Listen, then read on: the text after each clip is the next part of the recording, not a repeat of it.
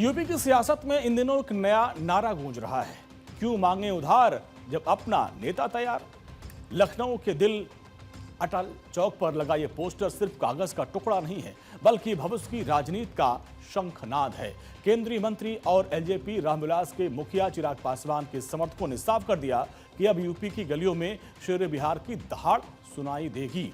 बाबा साहब भीमराव अंबेडकर और स्वर्गीय रामविलास पासवान की तस्वीरों के साथ चिराग पासवान का यह पोस्टर बता रहा है कि दलितों और युवाओं के हक की लड़ाई अब नए तेवर में लड़ी जाएगी। उत्तर प्रदेश की राजनीति की अगर हम बात करें तो पोस्टर वार की अगर बात ना हो तो कुछ मजा नहीं आता है।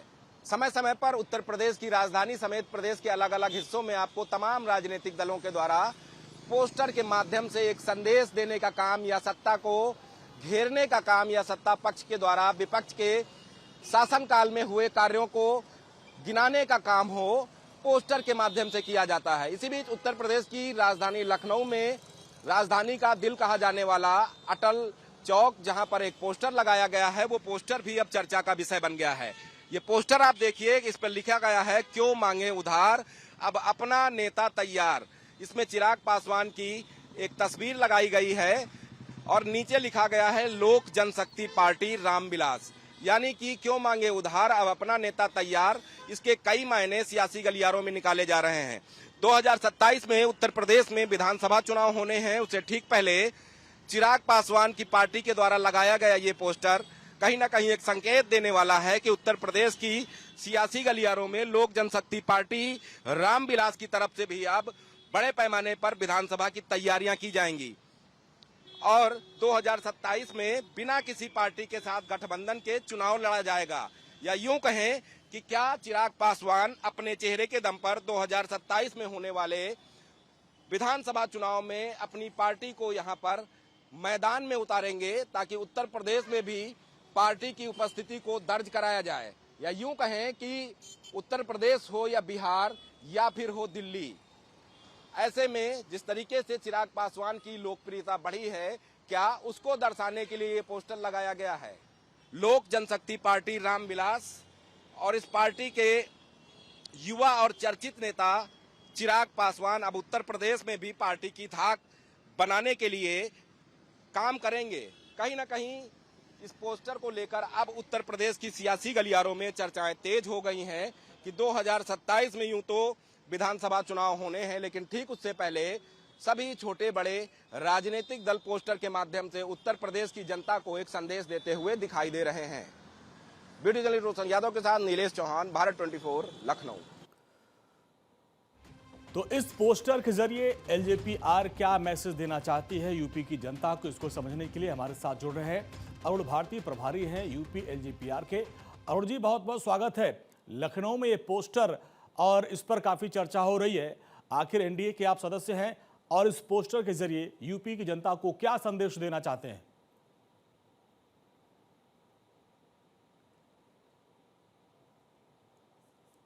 अरुण जी, आवाज मिल रही मेरी? अरुण भारती से हम संपर्क करेंगे और जानने की कोशिश करेंगे, क्योंकि ये जो पोस्टर वार है यूपी की सियासत में और बिहार की सियासत में एक अलग ही अपना रुख रखता है और इसी को हम जानेंगे और समझेंगे। अरुण भारती, प्रभारी यूपी एलजेपीआर के हमारे साथ है। अरुण जी, बहुत बहुत स्वागत है आपका। लखनऊ में ये पोस्टर है क्यों मांगे उधार अब अपना नेता तैयार, इसके क्या मैसेज हैं और उत्तर प्रदेश की जनता को इस पोस्टर के जरिए एलजेपीआर क्या मैसेज देना चाहती है? जी नमस्कार। सबसे पहले मैं आपको बताता हूं कि पूरा का पूरा जो दलित समाज रहा है, मायावती जी के बाद आप देख लीजिए, उधार के नेताओं पर ही विश्वास करता आया है, लेकिन ये उधार के नेता कभी किसी काम नहीं आए हैं। आप लोकसभा चुनाव 2024 ही देख लीजिए, क्या पूरे उत्तर प्रदेश में नारा दिया गया, संविधान खत्म हो जाएगा, आरक्षण खत्म हो जाएगा, और इसको लेकर के जितने भी दलित समाज और खास करके पासी पासवान समाज जो एक बड़ा तबका है, उनको भरमा करके उनसे वोट ले लिया गया। आज जब वही पासी पासवान जब बोलता है कि हमारे यहाँ घटनाएं होती हैं, हमारे नेता जिनको हमने वोट दिया है सपा हमने जिनको वोट दिया है, कांग्रेस जिसको हमने वोट दिया है, हमारे यहां नहीं आते हमारे सुख दुख में। यही होता है जब आप उधार का नेता आप वोट लेके चला जाता है तो सिर्फ वो सत्ता के लिए लेके तो जाता है। अरुण जी, आज के दिन में- एलजेपी और एनडीए के सदस्य आप लोग हैं, चिराग पासवान प्रधानमंत्री मोदी के हनुमान हैं। क्या जो यूपी में बीजेपी की सरकार है उस पर आपको भरोसा नहीं है? क्या अब आप लोग जो है 27 चुनाव की तैयारी कर रहे हैं? पोस्टर में सबसे पहले आप ही का चेहरा नजर आ रहा है। देखिए, संविधान ने हमें बराबरी का हक जरूर दिया है, मगर समाज ने अभी नहीं दिया है। और ये जो हक है हमारा समाज में बराबरी का, संविधान के हिसाब से अगर उसको लेने के लिए मैं आ रहा हूं तो मैं तो अपनी स्थिति सुधारना चाहता हूं। मैं चाहता हूं कि दलित समाज के लिए हम काम करें जैसे हम बिहार में काम कर रहे हैं।